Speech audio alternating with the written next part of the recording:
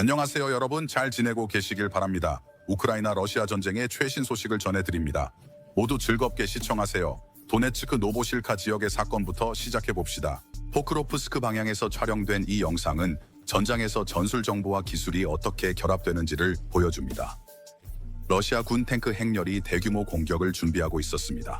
하지만 우크라이나 군의 뛰어난 조정과 전략적 움직임 덕분에 이 공격은 무력화되었습니다. 어떻게 가능했을까요?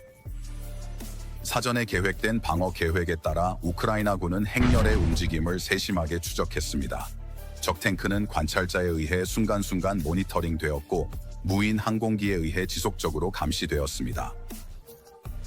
그리고 여기서 현대전쟁의 게임 체인저가 등장했습니다. 연속적인 정밀 타격으로 탱크는 하나씩 목표가 되어 전진할 기회를 잃었습니다. 도네츠크 지역에 접촉한 라인, 러시아군은 벨리카 노보실카 주변에서 대규모 공격을 시작했습니다. 그러나 우크라이나의 33 돌격 여단은 다른 부대와 협력하여 즉시 이 공격을 저지하기 위해 위치를 잡았습니다. 이 보시다시피 적의 장갑차 행렬이 파괴되었습니다. 전진하는 러시아 보병은 탱크와 장갑차의 지원을 받고 있습니다. 그러나 여기에는 예기치 못한 요소가 있습니다. 우크라이나군은 고전적인 선대선 전투가 아닌 유연하고 역동적인 방역 전략으로 방어하고 있습니다.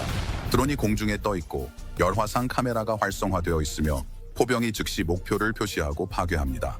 적에게 타격을 가합니다. 러시아군은 152mm 포병 지원으로 전진하려고 하지만 우크라이나 ATGM 팀에 의해 저지되고 있습니다. 이 영상에서는 러시아 BMP-2가 제블린 미사일에 맞는 장면이 명확히 보입니다. 폭발 직후 승무원은 탈출을 시도하지만 저격수의 사격은 여전히 활성화되어 있습니다. 러시아 공격 파도가 후퇴하려고 할 때 우크라이나 드론이 작동하고 물론 FPV 드론이 러시아 위치를 타격하여 장갑과 요새를 파괴합니다. 이 공격은 전선의 보병뿐만 아니라 기술적 우위에 의해 저지되고 있으며 많은 적 차량이 파괴되고 있습니다.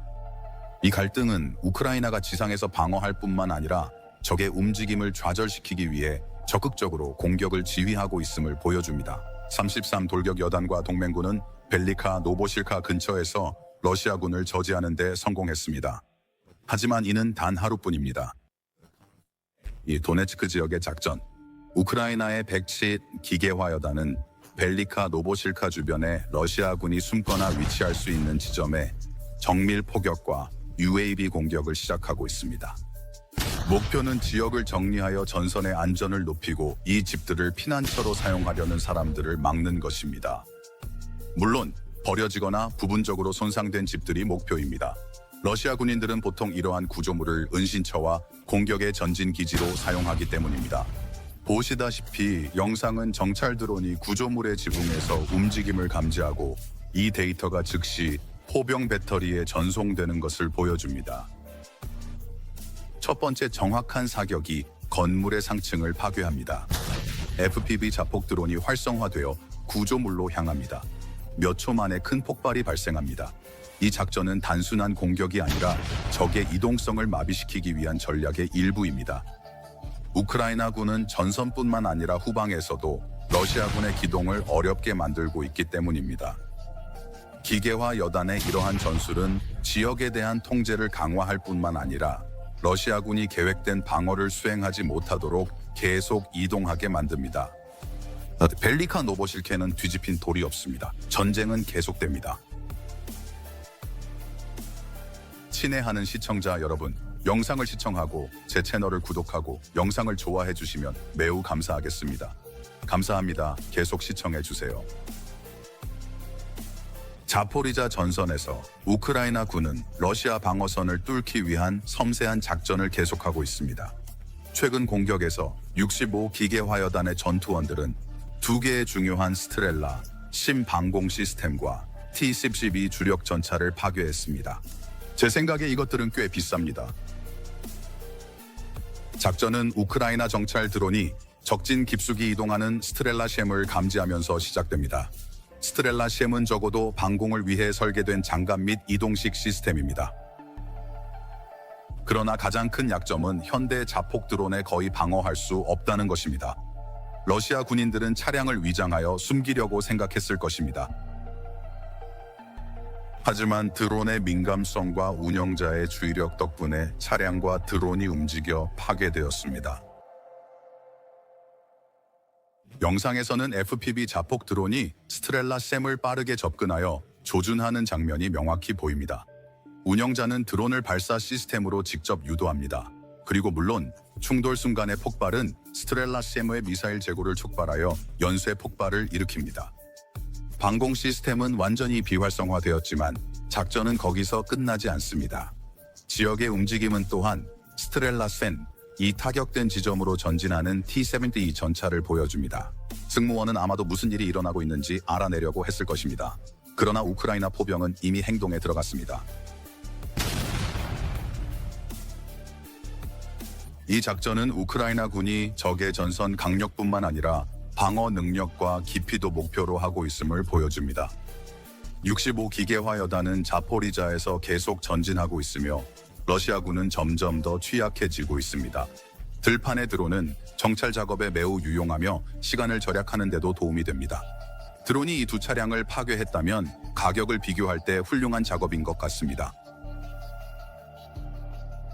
러시아 장갑차가 도네츠크 지역에서 우크라이나 진지를 우회하려고 시도하고 있습니다.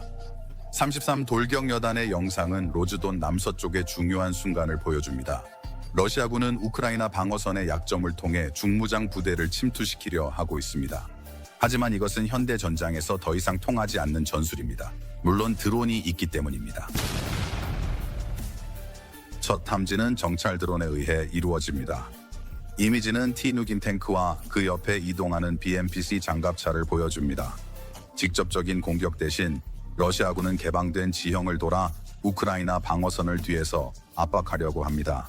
그러나 포병과 드론이 작동 중입니다. 러시아군이 공격한다고 생각하는 동안 우크라이나군은 드론을 사용하여 적을 코너로 몰아넣습니다. 우크라이나 FPV 카미카제 드론이 목표를 향해 빠르게 이동합니다. 첫 공격은 BMP-C에 가해집니다. 드론이 차량의 상부 장갑에 부딪히면 큰 폭발이 일어나고 차량은 즉시 파괴됩니다. 승무원은 탈출을 시도하지만 그 지역은 완전히 노출되어 있습니다. 차량을 숨기는 것은 거의 불가능합니다. 설령 숨긴다 해도 드론은 야간 투시 시스템을 활성화하고 있습니다.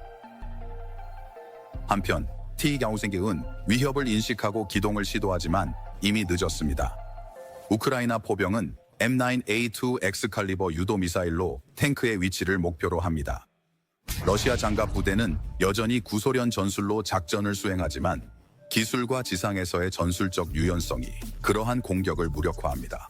33 돌격 여단의 UAV와 포병은 전선을 방어할 뿐만 아니라 적의 기동 공간을 빼앗습니다. 로즈돈 남서쪽의 이 시도도 실패했습니다. 하루 만에 82 특수부대 여단의 단일 유닛 선스트라이크 병사들이 러시아 정찰 드론을 계속 사냥합니다. 지난 24시간 동안에만 23대의 적 UAV가 격추되었습니다. 러시아군은 정찰과 조정을 위해 란셋과 올란 10 같은 드론에 의존합니다. 하지만 이 항공기는 우크라이나 선스트라이크 작전자의 민감한 전자방해 시스템과 휴대용 대공 미사일에 의해 사냥됩니다. 영상은 올란 벤, 이 전자전으로 신호를 잃고 곧이어 스팅어 미사일에 맞는 순간을 명확히 보여줍니다. 이 작전은 전선에서의 우위를 제공할 뿐만 아니라 적을 방향 감각을 잃고 방어할 수 없게 만듭니다.